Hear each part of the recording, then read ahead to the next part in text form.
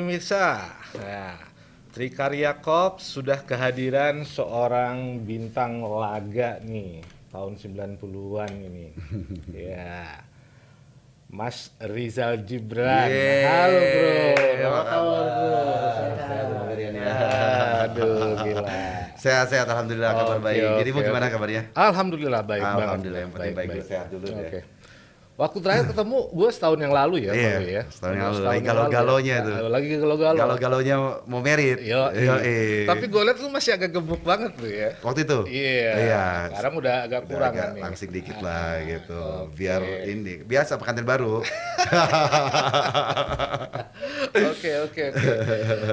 Oke. By the way, apa nih? Lu sekarang nih apa nih? Apa nih sibukannya? Iya. Terus kegiatan terakhir masih berkecimpung seputar perfilman. Lagi persiapan launching LSP, Lembaga Sertifikasi Profesi, ya, sama UMKM. UMKM. Nah ini UMKM-nya nih. Ini UMKM. Ini UMKM. Ini saya cobain ntar, ngemil-ngemil. Sama kopi enak nih, mantap. Iya. Gitu. Berdagang bro, berdagang. Berarti ini apa nih? Opelahannya kayak gimana? Ini Bisa ikan, olahan ikan, tapi bukan kulit ya. Ini full body fish. Ikan pilihan, dan ikan ini hanya ada di Indonesia dan di Taiwan, tapi paling banyak di Indonesia. Wet sardine small, itu bahasa Indonesia. Ikan sarden putih kecil, ikan pesisir, ikan laut. Oke, berarti ini kalau kita sambil mancing atau kita di tepi pantai gitu mungkin semacam snack small gitu ya. Ya, dan ini memang solusi ya. buat ibu-ibu yang anaknya susah makan ikan.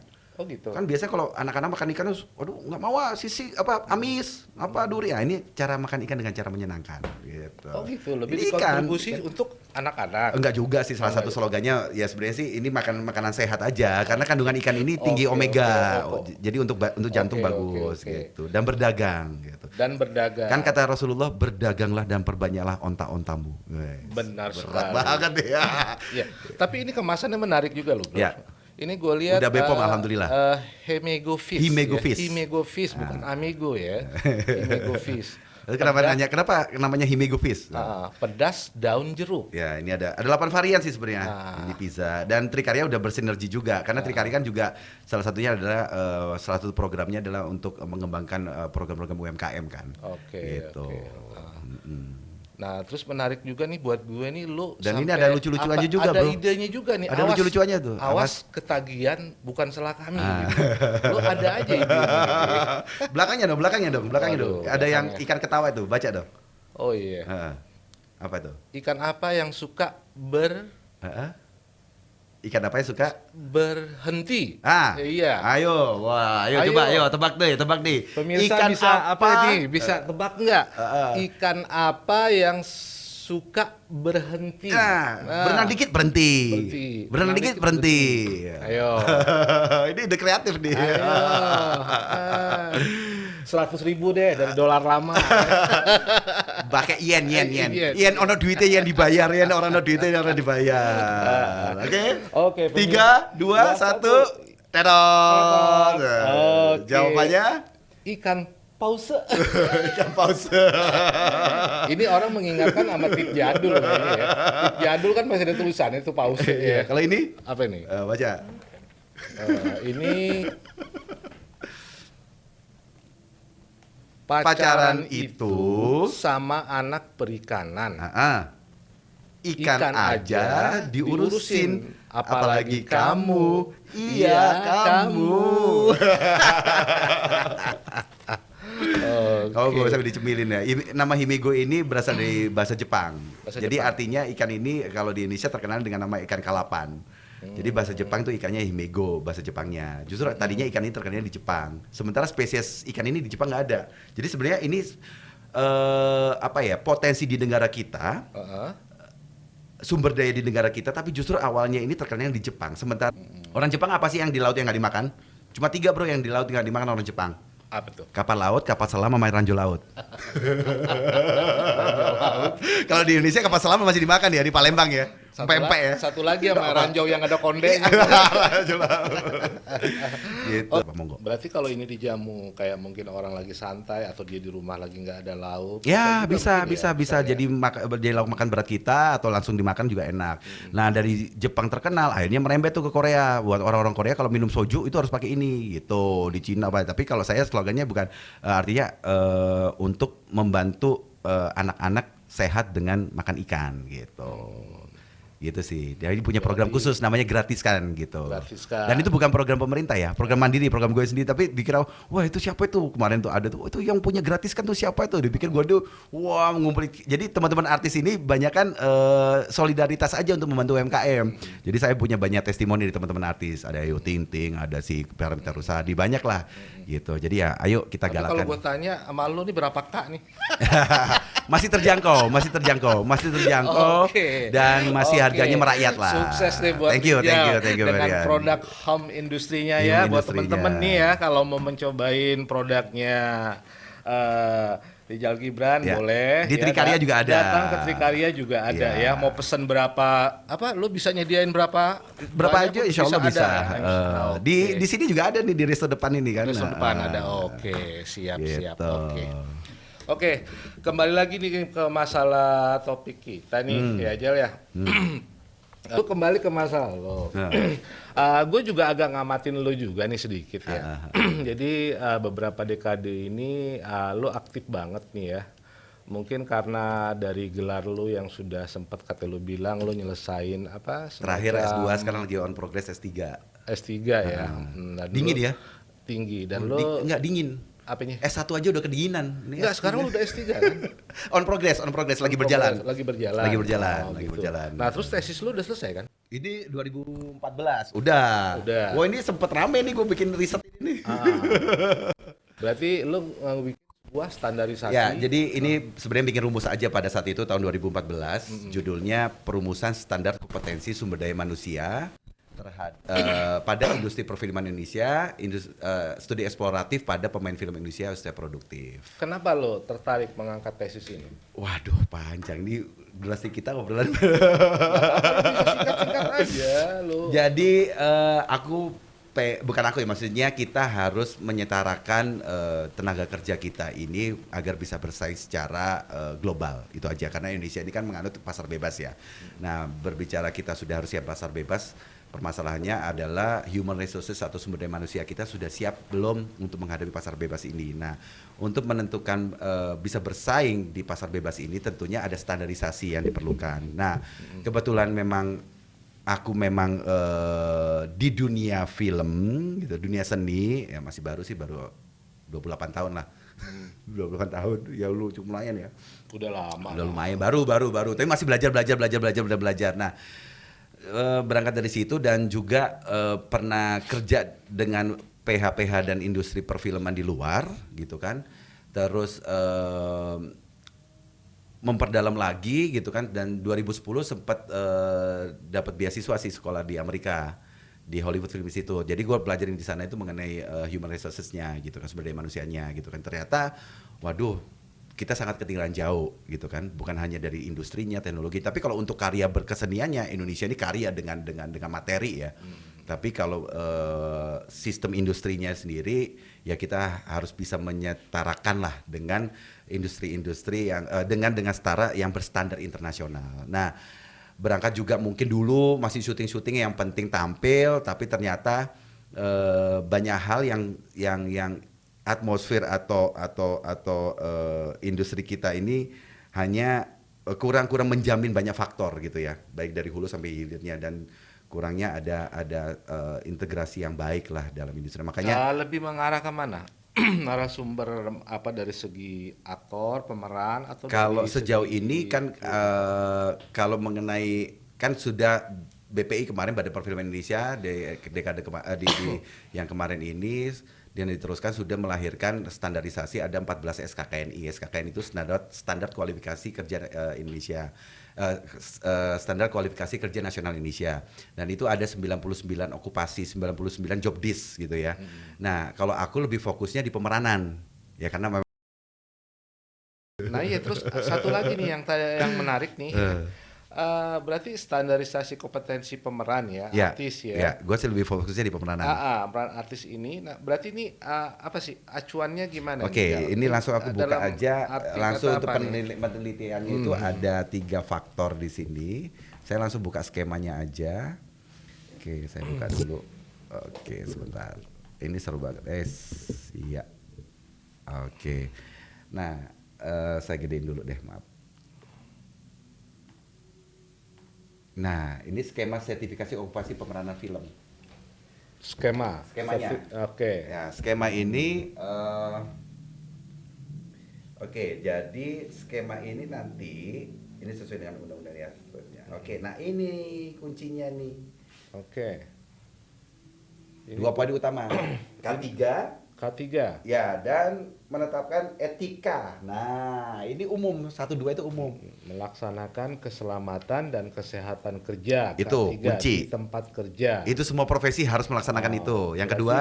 Yang kedua, menerapkan etika, Iya. tata krama, Iya. dan tanggung jawab profesi. ya gimana tuh kalau semua ada saudara sampai betah-betah sampai keluar kebun binatang? Itu sudah melanggar itu. Sudah melanggar ya. Ah. Oke. Nah, baru di bawahnya itu sesuai dengan profesinya. Profesi menganalisis skenario, Iya. membangun karakter, Iya. menciptakan hubungan chemistry. Nah. Chemistry ini mungkin kedekatan ya. Gini, berbicara mengenai chemistry, orang biasanya kalau untuk di pemeranan selalu chemistry-nya gimana? Taunya, chemistry sesama pemain. Jaim. Hah? Jaim. Enggak, maksudnya gini, membangun chemistry. Orang kan, ayo kita bermain gitu, mengadegankan suatu adegan. Nah, selalu konotasinya adalah chemistry itu dengan lawan main, manusia hidup. Bagaimana kalau seperti film-film saya dikasih keris ceritanya Empu Gantring, lu bermain dengan keris. Wah, ini udah berat lagi nih. Berat lagi ya. Jadi saya pernah dapat sutradara yang begini nih. Wah, parah tuh ya. Saya masuk beruntung mendapatkan sutradara-sutradara galak pada saat era tahun 90-an. Jadi memang membuat kita itu jadi wake up from the reality, bangun dari kenyataan untuk bisa, oh iya ya ternyata begini ya. Jadi chemistry itu bukan hanya lawan main. Waktu itu dia sempat bentak kameramen, jangan gunakan kamera itu sebagai objek atau alat mengambil gambar. Tapi lu tuh harus bisa masukin ruh. Kamera itu harus hidup. Wah, aduh berat nih. Ya, Bu Gandring kan keris aja bisa hidup gitu kan. Nah, jadi menghidupkan gambar itu bukan hanya lawan main, bro. Oke. Pada saat film-film action gue itu sampai asap itu harus bermain. Sampai apa itu harus bermain. Jadi kalau semua, oke, lu main deh dengan secangkir kopi ini. Wah, jadi chemistry itu chemistry dengan sutradara, dengan kameramen, dengan lighting, apalagi film-film tahun 70-80, nggak ada monitor, bro. Set blocking itu chemistry, semua atmosfer itu harus kita satu atmosfer, harus satu frekuensi. Gelombang elektromagnetik, gua tuh bahasa intinya. Itu harus satu frekuensi. Karena hubungan chemistry ini, kalau menurut saya hubungan chemistry ini, hubungan industri kerja ini menyeluruh. Tidak ada yang namanya gue sutradara, gue pemain, gue ini, nggak ada. Pengalaman saya, kita menzolimi PU, saya pernah lihat dengan mata kepala saya sendiri, itu bikin kopi, salah satu artis songong pada saat itu, diludahin, bro. Udah ya. Kopinya Dikasih. gila. Tuh. Jadi kita nggak, saya sih di lokasi itu nggak pernah melihat ini mau PU apa segala macam. Ya kita harus mengorbankan sama orang gitu, harus memanusiakan. Jadi mereka malahnya mana ya beli ini kopi, beli rokok apa gitu. Gua ngetip Mas Izal gitu. Ya karena kita kerja belum ada ritme kerja jam kerja yang ini ya mau nggak mau di lokasi syuting adalah keluarga kita yang harus kita bentuk gitu kan. Gitu. Dan pemain itu juga harus bisa mengkafling-kaflingkan emosional ya. Ini yang agak susah kadang-kadang. Tapi ada nggak kayak kecenderungan di saat komunitas ini hadir mereka ngerasa lo masih lo pemain baru lo ini gap-gapan gitu ya? Iya main figuran lo lo apa sih gitu nah kayak gitu. Ada sih. Ada. Enggak, maksudnya ada yang orang-orang yang merasa gap-gapan gitu ya. Kalau aku sih alhamdulillah semua aku baurin. Makanya kemarin abis syuting yang terakhir kemarin, aku kan hobi masak tuh. Wah, ke lokasi syuting bawa barbekyuan apa gitu sampai wah, Kak Rizal kita ini udah lama syuting di sini nggak pernah lo kayak gini. Memang kita keluarga ayo hobi masak apa sih. Ya gitu untuk bangun chemistry kayak begitu gitu kan. Sutradara kita panggil, ayo kita makan-makan kita patungan kita ya. Maksudnya bukan hanya dari ya itu hanya salah satu contoh kecil aja ya. Jadi hubungan chemistry ini penting gitu kan. Hubungan chemistry itu bukan hanya dengan manusia tapi dengan objek-objek benda mati pun kalau pada saat kita harus bermain dengan benda mati itu kita harus bisa menghidupkan chemistry itu. Oke. Jadi dari kesimpulan lo, chemistry ini nggak hanya ke Pemain. orang hidup aja ya, ke orang pemain ya. Ya kan Berarti bagaimana kayak Empu Gantring bermain dengan kerisnya. keris atau dengan secangkir kopi Atau mungkin dengan seperti film ada kan Arya Dwi Pangga. pendekar sair berdarah. Pendekar Oke, sair berdarah. Dia oke. bermainnya langit adalah, dia bilang wow, down. Itu kan dia bermain dengan alam kan. Itu dia harus bener-bener. Nah, contohnya kayak situ lah. Iya. Itu chemistry-nya. Ya. Chemistry-nya dia Tapi dengan tuh, alam. Gue pernah nonton Baron Hermanto yang mainin. Ya. Itu. Keren banget. Keren. Keren Dia banget. mainnya tuh cuma sendiri doang. Langit adalah bumi dengan begitu dia bermain dengan alam gitu kan. Itu kan bangun chemistry. Dengan begitu efek-efek apa segala hidup kan gitu. Sampai lighting semua wah harus bangun chemistry. Jadi bukan chemistry sebagai pemain itu harus bisa menciptakan dengan lawan main aja, tapi semua di lingkungan kerja itu harus kita hidupkan. Jadi kalau semua kita enak kerja juga Tapi mungkin kedepannya lu nggak cocok jadi pemain deh, jadi sutradara deh. begitu ya. Dan satu lagi nih sebenarnya pemain yang harus bisa mempunyai keahlian khusus ya. Oke. Mengkaflingkan emosional. Oke, mengkaplingkan Emosional. emosional nih. Contohnya bagaimana gitu? Ya, contohnya gimana? Apa memang di saat syuting atau apa? Gimana? Ini contoh simpelnya nih. Ribut nih sama bini nih. Oh, jangan. Wah, sampai di set kan Oke. saudara nggak mau tahu mau ribut sama siapa. Nah Iya. ini harus ada how to install and how to delete. Nah banyak kan gini. Aku pernah memperdalam mengenai aku 2009 lulus di HTI Hypnotherapy Institute Indonesia dan aku punya metodologi yang namanya hypno acting. Nah banyak kan orang-orang Indonesia gini di luar aktor-aktor luar kayak contohnya siapa tuh yang jadi musuhnya Batman ini Joker siapa yang sampai dia merasa diri Joker dan akhirnya dibunuh diri. Oh, Dia iya. terlalu halu. Nah, ini itu sih itulah pokoknya. Ada. Nah, Apa juga namanya? di luar negeri mereka itu pada saat menginstal karakter yang negatif, penjahat gitu, pada saat mereka selesai bermain, mereka healing. Mereka healing. Saya waktu itu pernah ngobrol healing untuk mengenolkan lagi. Gini, mengenolkan. kalau kita menghipno, mensugestikan, memasukkan suatu informasi atau gelombang elektromagnetik yang positif untuk jadi protagonis yang baik-baik fine. Tapi kalau untuk mendalamkan yang menjadi yang jahat, ini kan negatif kan. Nah, ini harusnya setelah dia pulang ke rumah, dia harus nolkan lagi. Dia harus mengenolkan lagi. Kalau nggak gitu, kebawa. Anak istri di rumah nggak tahu apa-apa, kena marah-marah kayak kakak saya dulu selalu jadi jahat, pulang ke rumah bini udah capek karena emosinya masih kebawa gitu kan. Nah, di luar negeri pada saat mereka memerankan peran-peran yang ini jahat mendalamkan sekali gitu ya. Mereka selesai film itu mereka ke psikiater untuk di healing lagi gitu. Jadi pentingnya how to install and how to delete and how to kafling. Bagaimana mengkaflingkan? Oke, ada masalah kita kunci dulu di set, kita harus buka ini. Setelah itu ya ini memang agak ada keilmuan khusus ya untuk mempelajarinya ya. Kalau semua kita mau memerankan menginstal yang protagonis yang baik-baik ya nggak usah dinolkan lagi. Tapi kalau yang jahat-jahat ini kan kadang-kadang kebawa di alam bawah sadar kita gitu kan. Oke. Ini bahasanya ada materinya juga di sini lebih dalam lagi. Oke, gua nangkep. Jadi gini. Berarti kalau standarisasi kompetensi dalam pemeran ini atau aktor ini. Gua ngerokok boleh nih, Bro? Boleh. Ini ukurannya gimana nih? Jadi berarti kan kalau yang lu ceritain sama gue tadi itu kan dia udah kelas berat dong kalau Ya lu, untuk ya. chemistry kan ini belum Ya, chemistry kan. bukan yang menginstalisasi Ya, how to diri install, dia, menghipno dia, jadi dia benar-benar harus mengkosongkan diri dia kan. Nah, untuk menjadi karakter lain. menjadi Contoh nih karakter lain. tadi aku mau kasih contoh, sorry gue potong dikit. Bunda Christine Hakim dia tuh sempat jet lag sampai 3 bulan. Peran dia sebagai Cut Nyadin. Tek. Langsung dekat seperti yang mendekati rumah kita. Astagfirullahaladzim, sampai segitunya, Bro.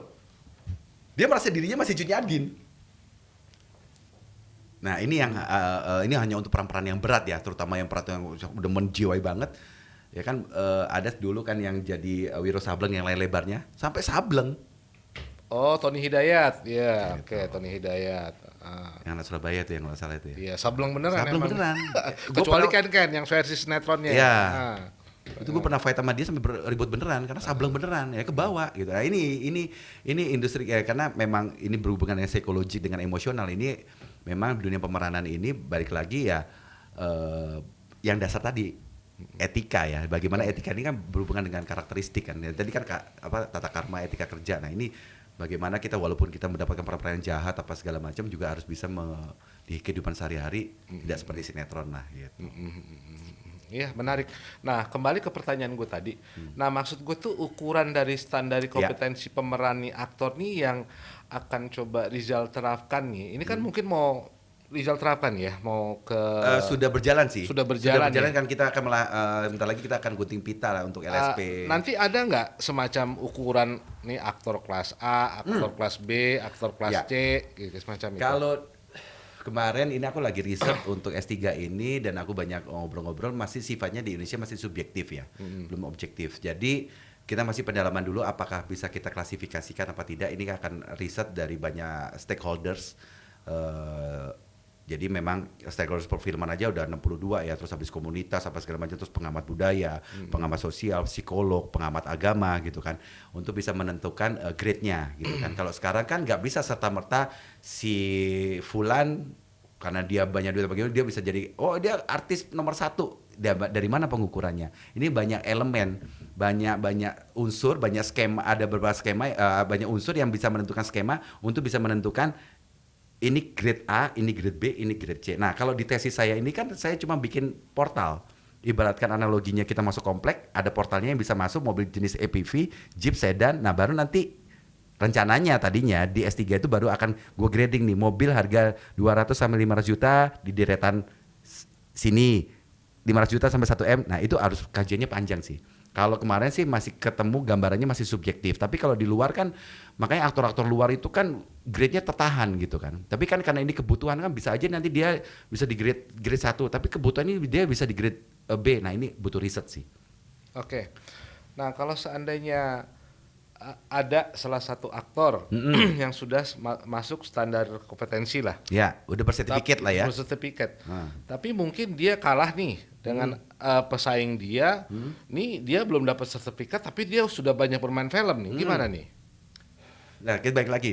Fungsinya sertifikat ini kan untuk sejauh ini kan kalau di Indonesia kan masih sudah mulai masih kebutuhan bukan keharusan ya. Tapi memang kalau untuk berprofesi di kancah internasional sudah keharusan gitu ya.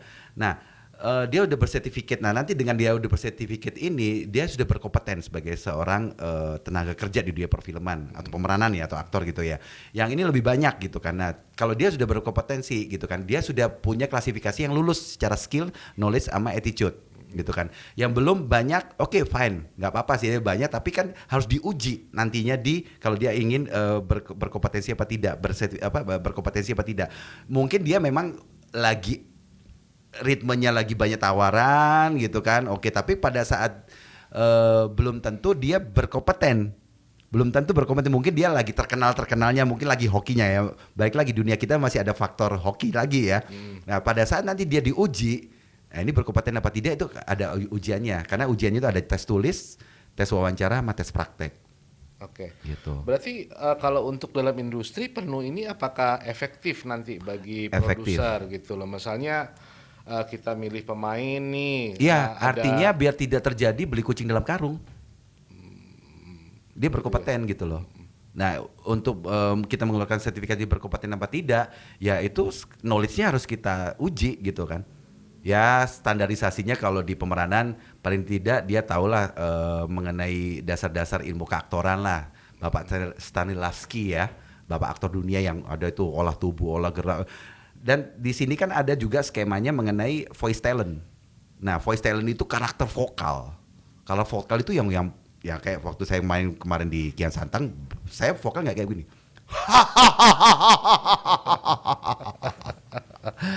Ini kesempatan. Gitu. Jadi ada pendengar yang timbre kita mainin gitu loh.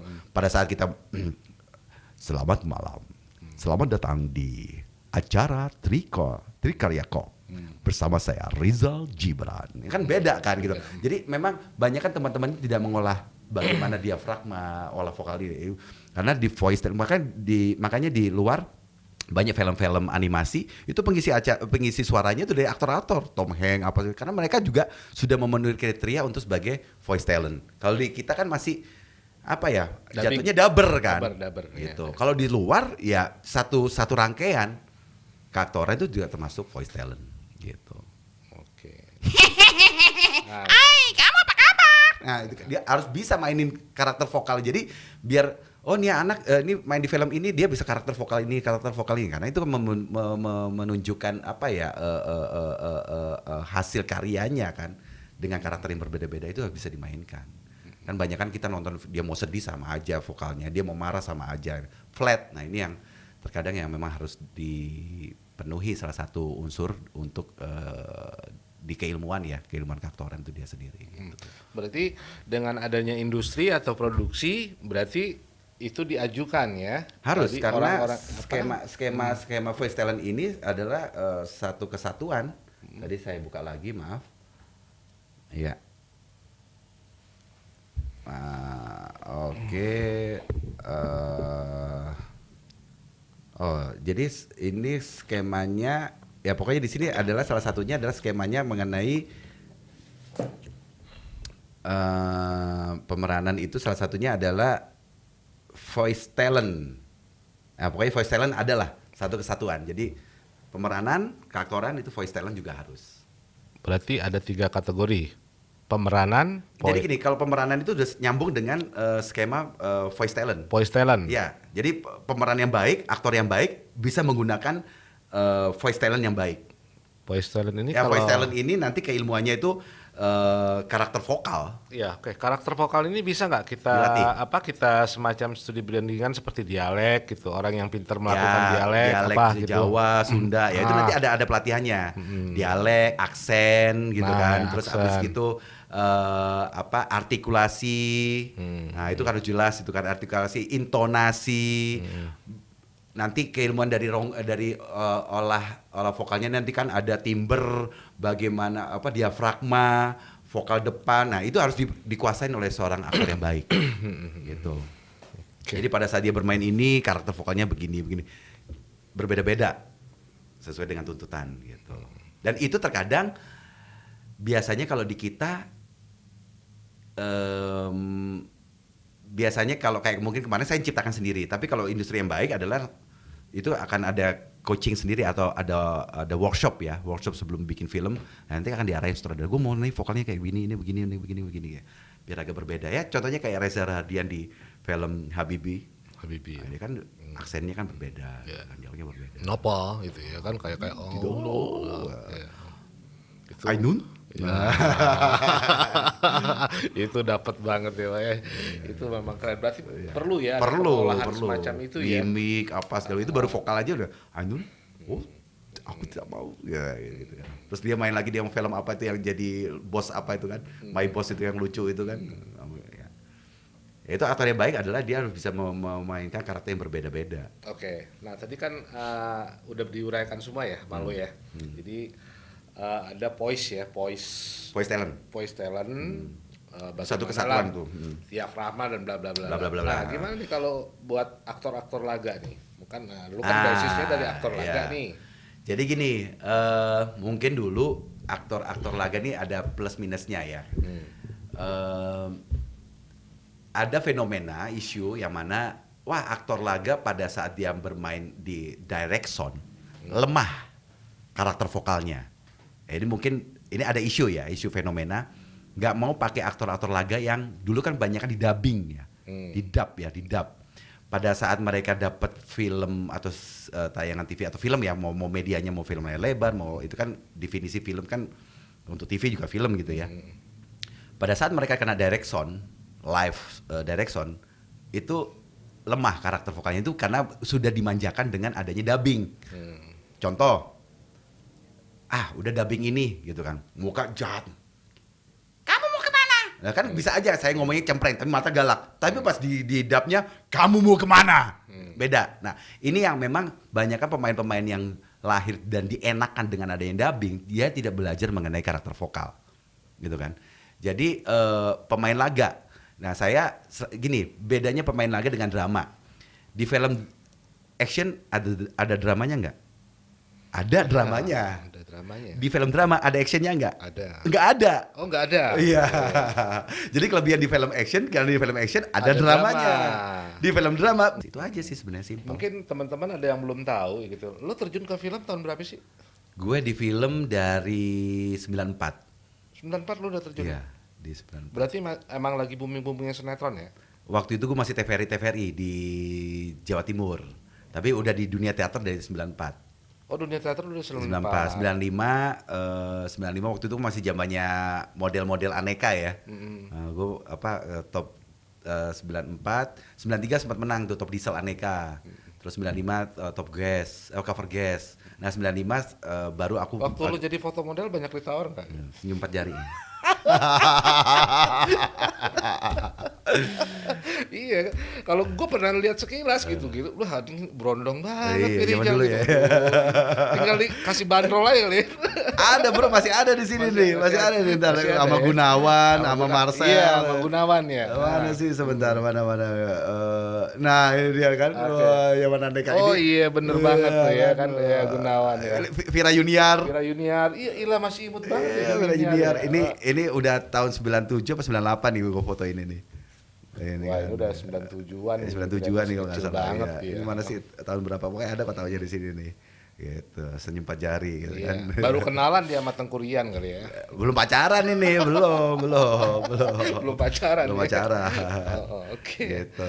Aduh, gila nih menarik banget ya ngobrol Seru sama ya. lu. Tapi gue ya. pengen justru nanya sama dirimu, dari pembahasan kita nih apa yang terbesit diskusi enteng kita, santai kita tentang perfilman. Gue pengen tahu apa sih, lu kan juga di industri ini kan gitu. Gue pengen tahu unek-unek lu bagaimana, lu sebagai pengamat dong. Lu di dunia entertain juga, lu pengamat, bagaimana sih lu mengamati dengan fenomena ini yang ada, apalagi seperti kasus kemarin ini kan juga jadi harus, kenapa ya Indonesia kalau harus ada permasalahan baru jadi rame gitu ya, baru diperhatikan gitu kan.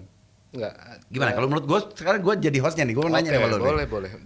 Kalau gue sih, gue punya pengalaman yang nggak sehebat lu lah ya. Enggak Dulu lah. gue cuman pemain apa, dulu gue sempet di 2003 ya ikut Jaka Tingkir, itu juga gue diajak Prawoto ya kan, karena gue udah di pos Asia dulu kan, udah di TV komersil kan.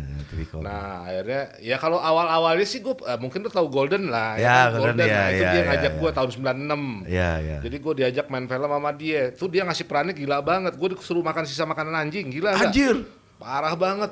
Udah lu gila kasih peran gue. Sama aja kayak si ini kan, si siapa tuh yang makan bareng sama anjing tuh, si cewek tuh, Indah Febrianti. Indah Febrianti. Itu teman gue sama-sama di Malang, kemarin ketemu waktu acara pengukuhan keluarnya buku Usman Ismail kan, jadi pahlawan bapak perfilman. Iya, bapak perfilman. Gue ketemu, nah ingat gue, wow gila lu. Indah tuh gokil kalau dia anak teater kan. Ya terus. Iya. Nah, ya itu ya sedikit tentang gua ya kan ya, dari 96 akhirnya gua lari ke TV komersil ya, gua banyak di belakang layar lah nggak kayak lo. Tapi kan mengamati juga. Gua ngamati dan akhirnya gua ya bercoba-coba berkiprah ya menjadi lone producer lah yang gue cerita tadi kan, di Rumah Atas Awannya masih Amir ya kan, sempat ngajak Mbak Mita ya, Sultan Zaladin ya, Reza Johar mah ya suaminya, mantan suaminya. Bang Amir ya. Ya kan. Nah, udah itu aja. Nah, gue juga sempat gabung juga. Jadi kan pas kongres kemarin KFC, gue diajak sama Roni. Udah, Yan, lo gabung aja deh. Aduh, gue mau gabung malu nih. Gue baru buat apa? Gue baru menjadi land, baru satu film, baru setengah separoh. Yang penting ya kan? spirit. Ya kan, nah gitu kan. Terus jadi sutradara juga separoh, gue ngegantiin orang. Ya udah gue masuk di manajemen produksi aja. Ya udah nggak apa-apa, ya udah. Nah akhirnya itu gue lihat lah nih Mas Gun ya.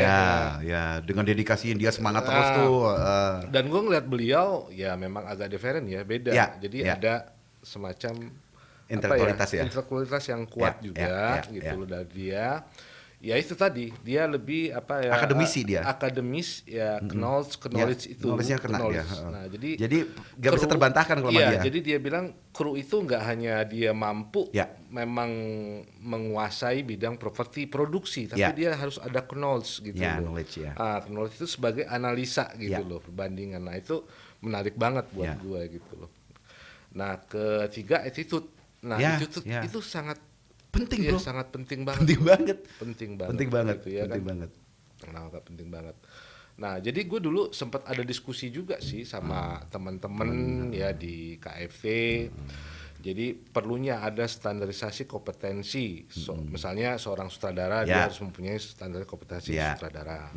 Ya kan, seorang Art, DOP ya, DOP, DOP harus dia mempunyai standar kompetensi DOP. lighting. Nah, jadi kan gini, kalau dia mempunyai standarisasi kompetensi harus ada semacam sertifikasi. Sementara dia sudah membuat film atau dia sudah melakukan pembuatan film gitu. Dan dilihat orang filmnya, oh oke nih bagus gitu ya kan. Nah, jadi apa perlu gitu loh standarisasi ini? Apa perlu lagi mereka dilisensiin gitu loh? Gini, kalau perlu apa tidaknya, memang kalau menurut aku sih, kalau menurut aku pribadi perlu, karena memang untuk membuat Indonesia berkompeten.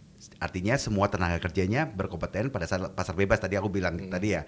Nah, cuman kesadaran mereka nggak perlu lah, yang penting gue syuting aja dapur ngebul, nggak apa-apa sih. Tapi pada saat pasar bebas sudah makin kencang gitu kan ya nggak sih, apalagi dia semua mendadak harus dapat tawaran, dia prestasinya bagus nih. Oke bagus nih, orang luar suka, oke kirim ke luar negeri. Pada saat mereka berangkat keluar, yang ditanya pertama sertifikat.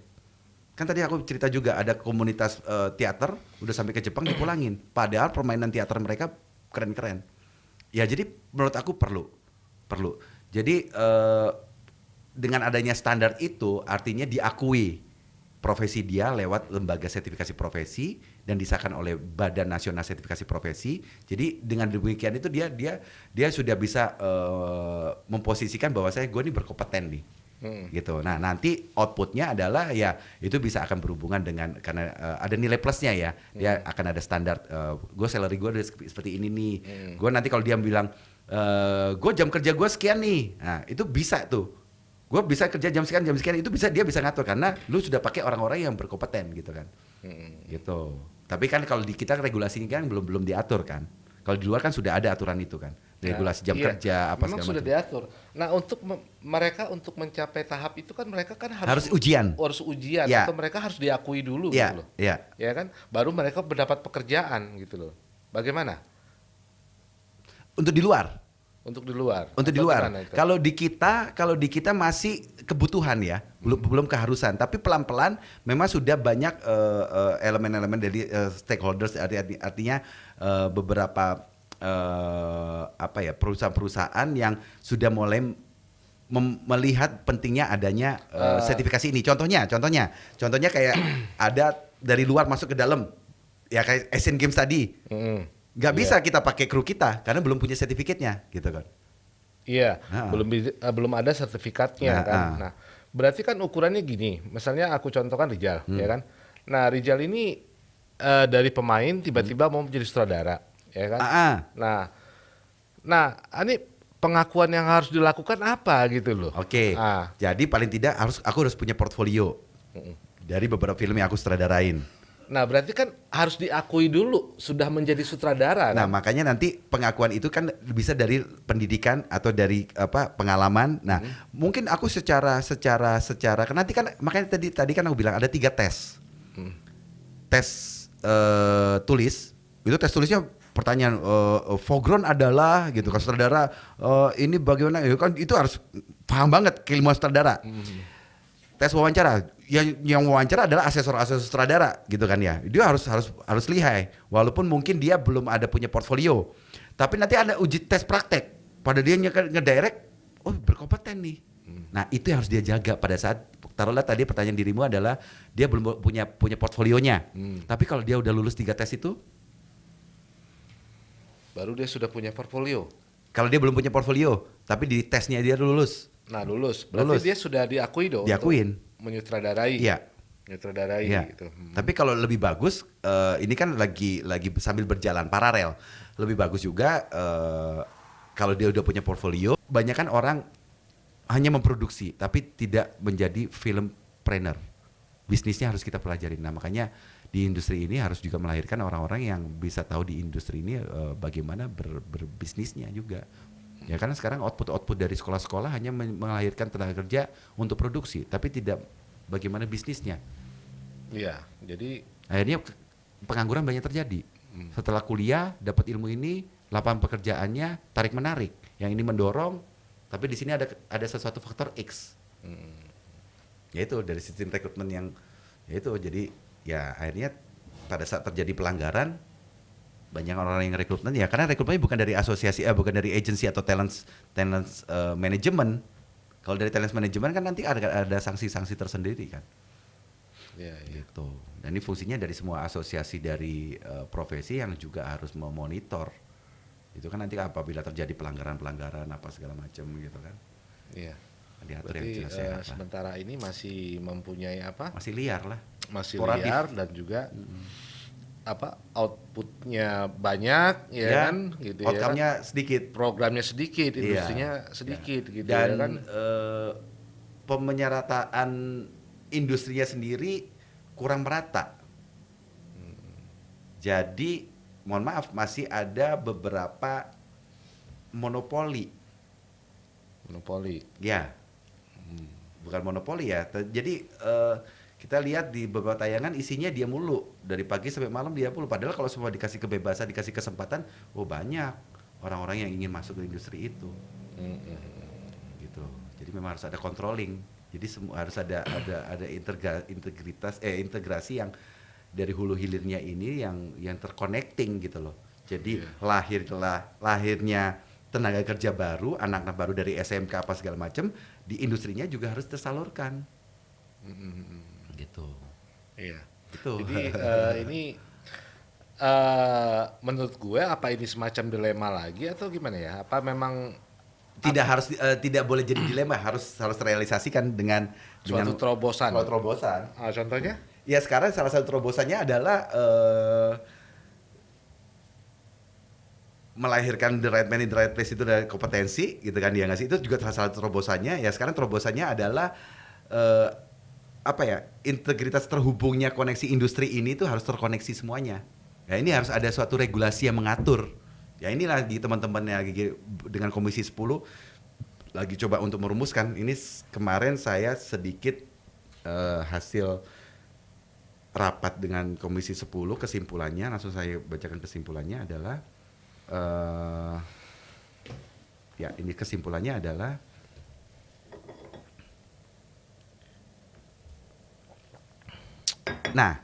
kesimpulannya adalah perkembangan perfilman Indonesia tidak terukur karena kegiatan perfilman dilakukan secara sporadis dan kurang terencana. Ini kesimpulannya ya. Yang pertama kesimpulannya ini ketidakjelasan dukungan anggaran pada ini anggaran ya BPI untuk menjalankan tugas dan fungsi BPI sebagaimana amanat Undang-Undang Nomor 33 Tahun 2009 tentang perfilman dan Kepres. Kemarin ada Kepresnya juga atau beberapa itu ya. Perkembangan perfilman Indonesia tidak terukur. Ya, pengukurannya nggak jelas nih kan ya. Ya kan sekarang kan pengukurannya kan yang penting viral.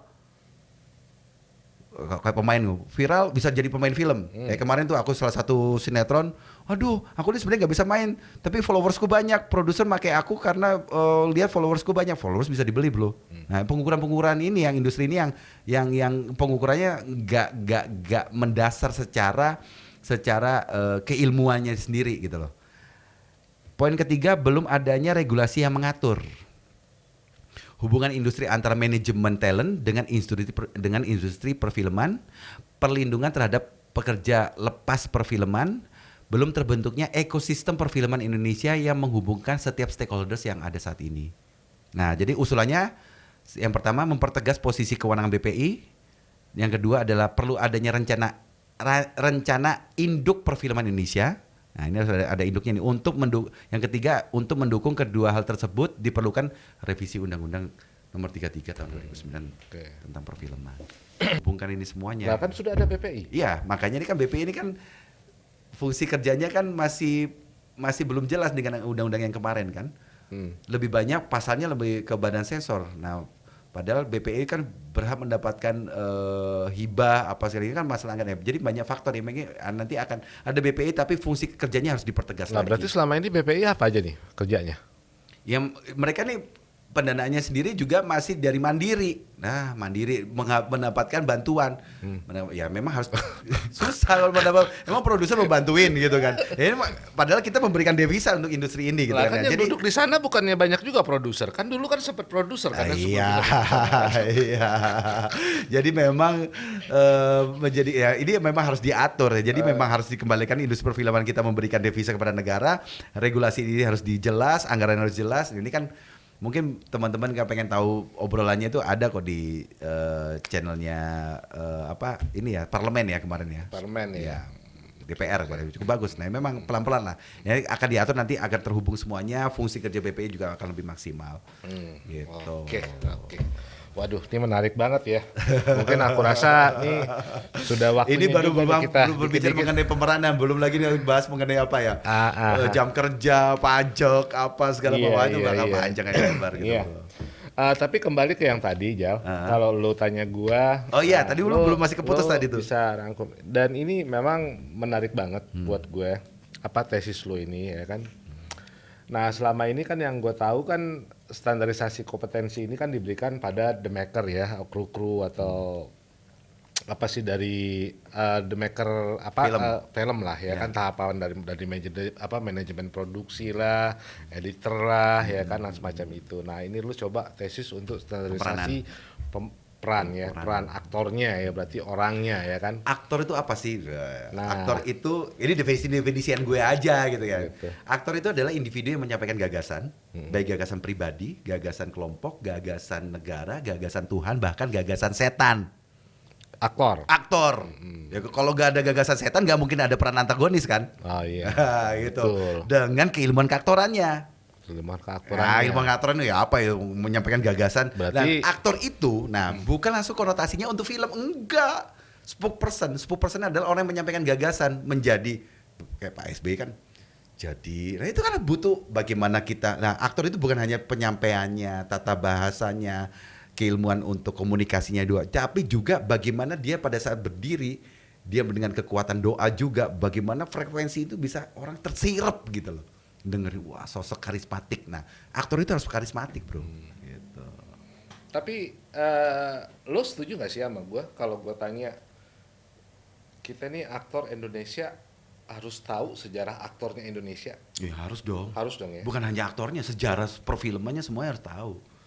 Karena ya bangsa yang besar adalah, kata Bung Karno ya, bangsa yang besar adalah bangsa yang mengakui jasa-jasa para pahlawannya. Ya sekarang kita lihat pahlawan perfilman kita siapa.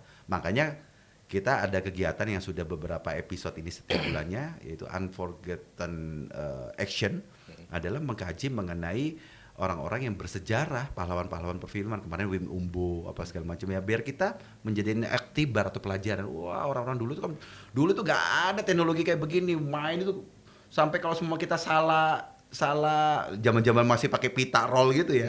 Itu gak boleh salah. Buang pita. Itu kalau sampai salah lu biasa bawa pita sendiri gitu kan. Jadi ya kita sudah termudahkan hidup dengan teknologi yang cukup baik gitu kan. Salah sedikit langsung tinggal tumpuk. Nah, orang-orang dulu itu kan kerja itu bener-bener chemistry itu sampai lighting begini, latihannya bener-bener. Jadi saya lebih cocok gitu dengan keilmuan seperti dulu. Jadi bukan hanya aktor ya, tapi industri ini sendiri harus kita tahu. Zaman dulu bikin art yang terbaik, sutradara Arifin Senur seperti apa, Wim Umbo seperti itu harus kita pelajari. Nah, cuman ya gimana ya? Kegiatan-kegiatan yang sudah kita Unforgotten Action ini kok banyak kan yang datang ya itu, yang angkatan ya, artis lama kan? Nggak di calling. Lo jangan gitu lo, lihat kita dilihat lo, wah nih anak berdua ngomongnya gibain gitu. Tapi memang ya itu yang anak-anak muda tuh Unforgiven. Mami Widiawati datang loh. Oh iya. Artinya itu narasumber. Enggak, maksud gue yang datang untuk menonton acara itu gitu kan. Oh iya. Oh kalau narasumbernya keren-keren karena mereka adalah kayak Widiawati kemarin yang dia pernah bekerja dengan Wim Umbo, dengan Roy Martin gitu. Itu nah cuman maksud gue itu yang datang itu harusnya anak-anak muda yang harus tahu tuh sejarahnya itu. Nah iya, ini agak lucu juga.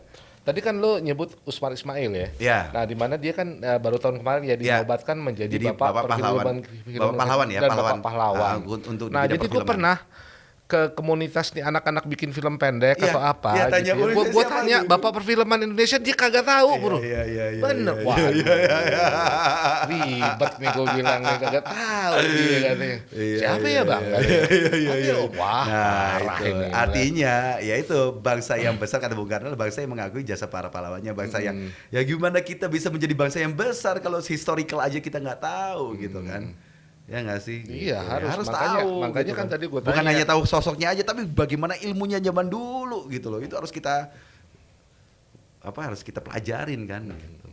Tapi lo tahu kan pertama kali film Indonesia, Tahu untuk Kak Sarung? bukan dong. Iya dong, berarti Itu kan belum diresmikan dia sebagai film Indonesia. 1913 ya, tapi film hitam putih ya. Itu artinya itu udah ada yang diproduksi di negara kita itu Di kan. negara kita. Yang pertama kali diproduksi yang sudah diresmikan sebagai film Indonesia, Darah dan Doa, yaitu karya Bapak perfilman kita Iya, itu, Bapak Usmar Ismail. Tapi film yang pertama kali dibikin itu Setengah Iya. Sarung 1913. Itu ya mungkin teman-teman yang suka bikin film India harus tahu ya, Iya. Bapak perfilman kita Iya, itu itu. Usmar Ismail. Ismail dan sudah dinobatkan menjadi Pahlawan pahlawan ya, di bidang perfilman di ya. bidang perfilman. Itu nyusun untuk menjadikan Bapak pahlawan. Wah, kalah disertasi itu kajiannya panjang sampai itu kan harus lewat ke beberapa sampai disahkan sama negara kan. Ya berkat jasa Reja juga itu. Iya. Reja memang ya, bagus Ya, lah. memang Alhamdulillah lah. harus. Nah, makanya mudah-mudahan gue juga pengen menorehkan lah bahwasanya nanti aktor-aktor kita ini sudah berkompetensi. Bapak kompetensi keaktoran Rizal Jibran. Wah, enggak lah.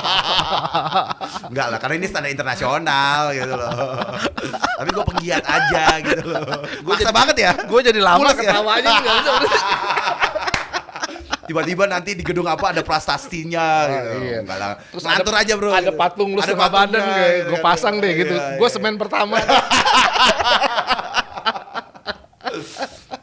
Iya. Aduh, Tapi iya. mudah-mudahan dan ini emang menarik banget gitu ya kan. Ini menarik banget gitu loh. Dan gue lihat memang gini, aktor mungkin gini, kalau orang-orang menilai mungkin gini, misalnya ada dulu kalau gue ke IKJ itu gue suka Arya Kusuma Dewa ya, itu sempat yang lu bilang dia bikin film Bad yang Makan makan sama ya. anjing.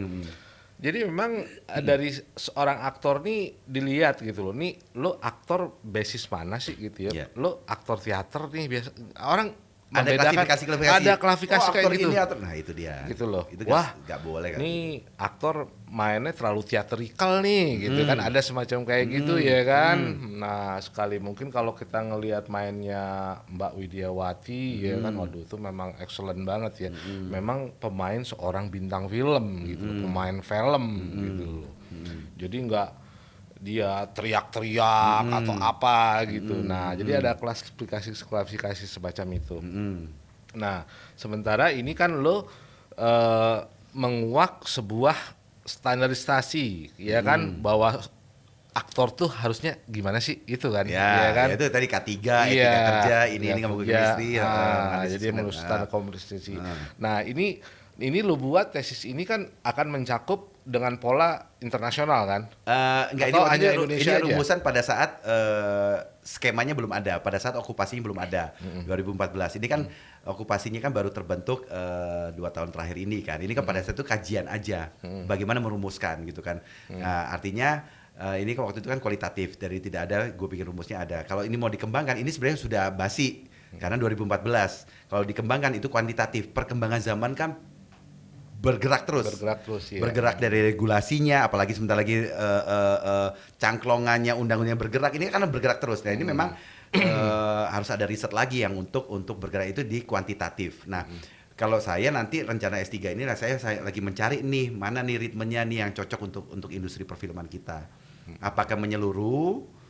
Kalau menyeluruh, saya lebih suka menyempitnya langsung kayak ini kan langsung pemeranan. Jadi saya fokusnya di pemeranan aja. Gitu karena saya juga belajarnya di pemeranan gitu kan. Kalau saya lebih menyeluruh ke sutradara, walaupun bisa ngedirect, tapi kan itu membutuhkan keilmuan khusus kan. DOP wah, itu lebih melebar. Kalau ini makanya kan di judulnya studi eksploratif pada pemain film Indonesia, usia produktif. Saya batasin lagi di usia produktif, gitu.